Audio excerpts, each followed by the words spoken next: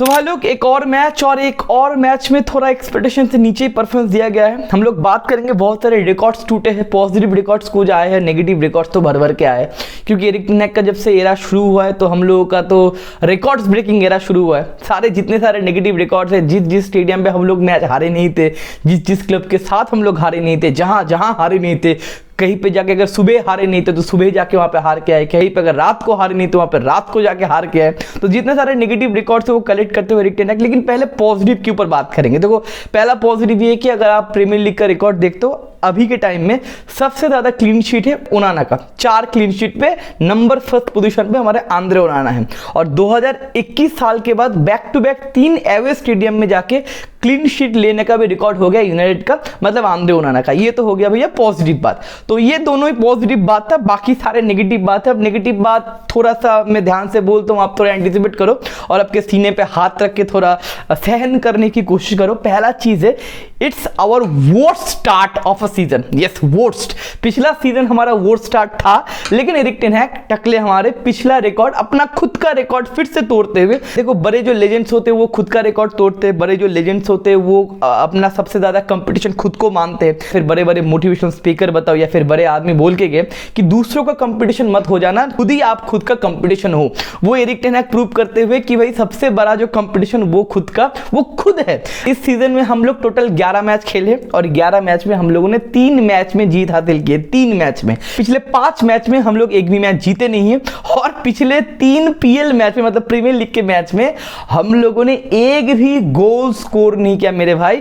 मोटा मोटी करके टोटल 308 मिनट हो गए मैनचेस्टर यूनाइटेड को एक गोल स्कोर करने में। 308 मिनट तक अगर आपका टीम गोल स्कोर नहीं कर पा रहा है तो किसका प्रॉब्लम है भैया? प्लेयर्स का प्रॉब्लम है, मैनेजर का प्रॉब्लम है, पता नहीं भाई। ये बातचीत में बहुत बार कर चुका हूं, आप ही पकड़ लो किसका प्रॉब्लम है। लेकिन 308 मिनट तक हम लोगों ने एक भी गोल स्कोर नहीं किया है और अभी हम 14th पोजीशन पे है, मिडिल ऑफ द टेबल भी नहीं मेरे भाई, नीचे। और 3 पोजीशन नीचे आ जाएंगे तो हम लोग रिलीगेशन बैटल फाइट करेंगे विद साउथहैम्पटन, विद वुल्व्स। तो ये सारे लोगों से हम लोगों को फाइट करना पड़ेगा, रिलीगेशन बैटल हम लोगों को फाइट करना पड़ेगा। ये हम लोगों का start. As a United fan आप जानते हो पिछला 2 महीना कितना जबरदस्त गया है यूनाइटेड के लिए। टैक्टिकली बताओ, फुटबॉलिंग वाइज बताओ, पॉइंट वाइज बताओ, जीत वाइज बताओ। एक जो हम लोगों ने 7-0 का एक विन लिया था वही मोटा मोटी करके कंफर्टेबल विन था। और साउथहैम्पटन के खिलाफ 3-0 से हम लोग जीते थे। ऑल्दो उस मैच में आंद्रे ओनाना ने एक पेनल्टी सेव किया था, उसके बाद मोमेंटम कैरी हुआ था। नहीं तो वो भी मैच अगर हार जाते भाई, एक बार सोच के देखो भाई, वो मैच अगर कुछ हो जाता, वो आंद्रे ओनाना अगर साउथहैम्पटन के खिलाफ वो पेनल्टी सेव ना करता तो वो मैच अगर हम हार जाते तो अभी हम कहां पे रहते? अभी हम, चलो छोड़ो, वो बात की बात है। 14 पोजीशन पे अभी, फिर तो हम 18-19 पे रहते भाई साहब। चलो वो बात छोड़ो, बाद में बातचीत करेंगे। तो ये है टोटल मिला के नेगेटिव चीज का मामला। अब अगर कल की मैच की ओर बात करें, विला पार्क में हम लोग गए थे।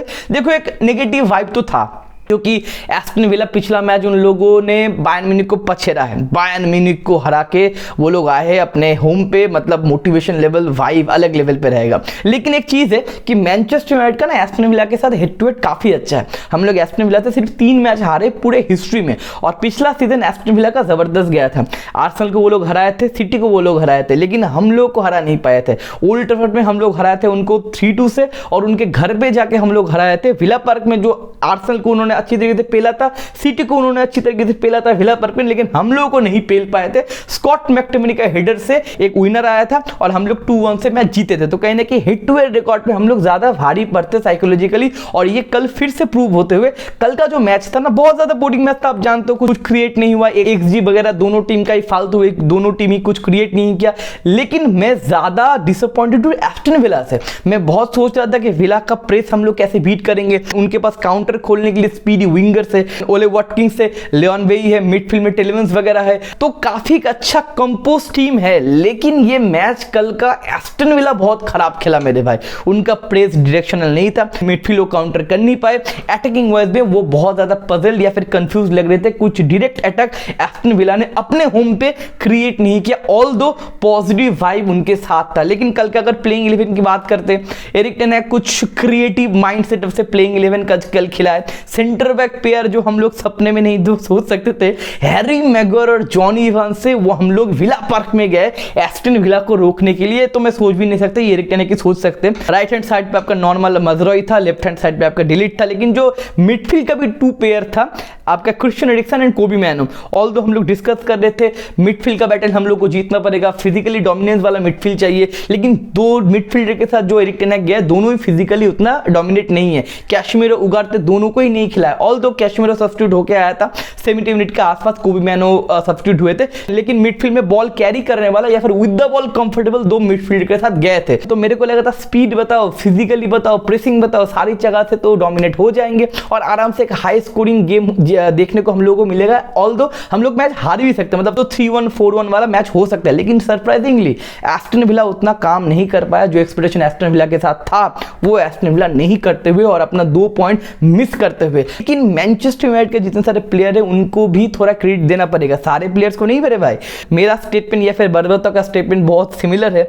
मैं सोच रहा था कि इस सारे टीम में जितने सारे प्लेयर्स है उनमें सबसे घटिया प्लेयर या फिर सबसे बूढ़ा प्लेयर है जॉनी इवांस, जिनका फुटबॉल खत्म हो चुका है। At the age of 36 he is not fit, और ये 1 साल का जो कॉन्ट्रैक्ट दिया गया उनका, वो एक सब्स्टिट्यूट एक प्लेयर की तरह, और वो ट्रेनिंग वगैरह करेंगे मेन टीम के साथ। लेकिन एस्टन विला में जाके अगर जॉनी इवांस आपका मैन ऑफ द मैच बनते हैं पूरा 90 मिनट्स खेल के, ओले वाटकिंस और बाकी सारे मिडफील्डर बताओ या फिर विंगर या फिर सेंटर फॉरवर्ड को ब्लॉक करते हैं, फिजिकली डुएल जीतते हैं, कंपोज रखते, डिफेंसिव जो कंपोजर मेंटेन करना चाहिए और डिफेंसिव लाइन भी कंपोज रखते, तो भैया बाकी प्लेयर्स के ऊपर भैया शर्म आना चाहिए। 36 एज के जॉनी इवांस जो सबसे कम पैसा लेते हैं और 1 साल के लिए फुटबॉल खेलने के लिए मैनचेस्टर यूनाइटेड पे आए, जिनके पास सिर्फ एक ही प्लेयर के पास मैनचेस्टर यूनाइटेड का प्रीमियर लीग का ट्रॉफी है, दैट इज जॉनी इवांस। तो फर्गी एरा में जीते थे जॉनी इवांस, तो वो Johnny Evans at the age of 36 आज भी अगर इस तरीके से परफॉर्मेंस देता है भाई, तो भैया वो जो 25, 22, 23 साल के सोकल सोशल मीडिया हमारे इन्फ्लुएंसर है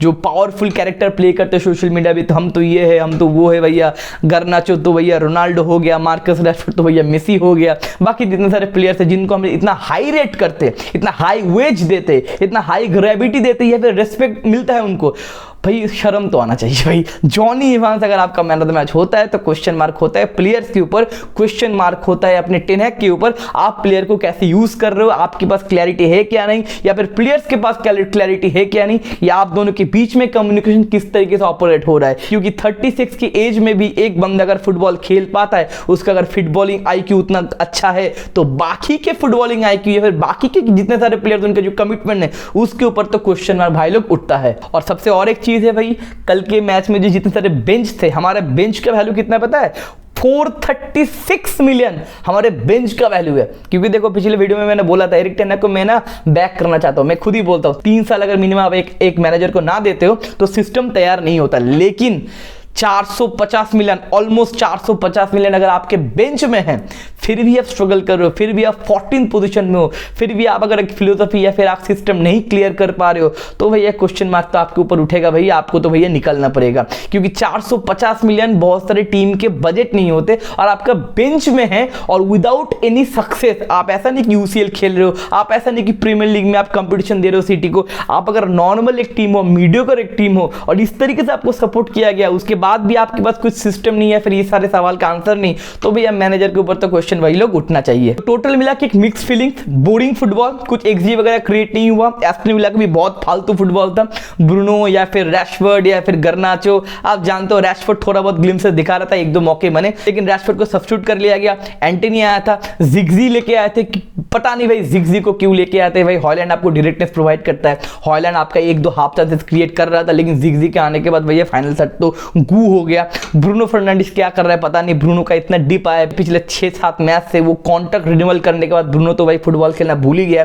क्रिश्चियन एरिक्सन का कल अच्छा मैच था और पीछे मग्गू भी अच्छा खेले, हाफ टाइम के बाद उनको सब्स्टिट्यूट कर लिया गया क्योंकि इंजरी वगैरह हुआ था। विक्टर लिंडलॉफ आए थे, पता नहीं कहां से कबर से उठ के आए थे, शायद विक्टर लिंडलॉफ राइट बैक खेले, डिएगो डालो का भी कल अच्छा मैच था। टोटल मिला कि न्यूट्रलाइज फुटबॉल, एक सेफ फुटबॉल, दोनों टीमें रिस्क नहीं लिए, लेकिन एक पॉइंट हम लोग सेव कर पाए, एस्टन विला से हारे नहीं। जो हारने का मोमेंटम था पीएल में वो ठीक ठाक तरीके से थोड़ा मैनेज किए, लेकिन स्टिल हम लोग 14 पोजीशन में मेरे भाई। अब 14 से टॉप 4 या फिर टॉप 5 में जाने के लिए भाई बहुत लंबा रास्ता हम लोगों को तय करना पड़ेगा। अब सबसे बड़ा क्वेश्चन ये मेरे भाई, आपके पास भी मेरे पास भी, कि इंटरनेशनल ब्रेक शुरू हो गया है और एरिक टेन हैग रुकेगा कि नहीं रुकेगा। देखो मंगलवार को मतलब कल एक मीटिंग होने वाला है, वेडनेसडे सुबह तक आपको ये न्यूज मिल जाएगा कि एरिक टेन हैग को हम सैक करेंगे, टुकल वगैरह के ऊपर बात करेंगे, या फिर एरिक टेन हैग को हम लोग बैक करेंगे। तो वेडनेसडे सुबह न्यूज मिलेगा, मैं भी वीडियो दे दूंगा, न्यूज दे दूंगा। आप अगर हमारे व्हाट्सएप ग्रुप में हो तो आपको न्यूज मिल ही जाएगा, नहीं तो मैं वीडियो पोस्ट कर दूंगा। तो ये टोटल मामला। अब इंटरनेशनल ब्रेक के बाद अक्टूबर में क्या क्या मैच हम लोग खेलेंगे, देखो पहला मैच खेलेंगे ब्रेंटफोर्ड के साथ, उसके बाद हम लोग को जाना पड़ेगा फेनेर्बाचे, मोरिनो के फेनेर्बाचे साथ खेलने के साथ यूरोपा लीग में। उसके बाद हम लोग खेलेंगे वेस्ट हैम अवे, उसके बाद हम लोग खेलेंगे ईएफएल कप में लिएस्टर, और नवंबर में हम लोग का कैंपेन शुरू होगा चेल्सी के साथ। तो ये 4 मैच हम लोग खेलेंगे अक्टूबर में, और नवंबर में पहला मैच होगा हमारे ओल्ड ट्रैफर्ड में चेल्सी के साथ। काफी इंपॉर्टेंट मैच होगा, बहुत हेवीवेट मैच नहीं इस महीने में, लेकिन हम आप जानते हो छोटे से छोटे टीम के साथ भी हम लोग कंबल कर जाते, तो सारे मैच हेवीवेट ही टीम पकड़ लो। लिएस्टर को हरा पाएंगे कि नहीं, ब्रेंटफोर्ड को हरा पाएंगे कि नहीं, इसके ऊपर भी क्वेश्चन मार्क है, और सबसे बड़ा क्वेश्चन मार्क है कि एरिक टेन हैग कंटिन्यू करेंगे कि नहीं। तो देखते हैं आने वाली इंटरनेशनल ब्रेक में कैसे होता है। सबसे ज्यादा interesting international break Manchester United के होगा, ये एरिक टेन हैग सागा का। वेडनेसडे का सुबह का इंतजार रहेगा, आपका भी मेरा भी, एरिक टेन हैग के ऊपर। तो मिलते हैं अगले वीडियो में, मैं अपडेट वगैरह कर दूंगा। अगर नए हो चैनल पे तो लाइक कीजिए, सब्सक्राइब कीजिए, शेयर वगैरह कीजिए, जुड़े रहिए हमारे साथ। तो टेक केयर, मिलते हैं अगले वीडियो में, सायोनारा।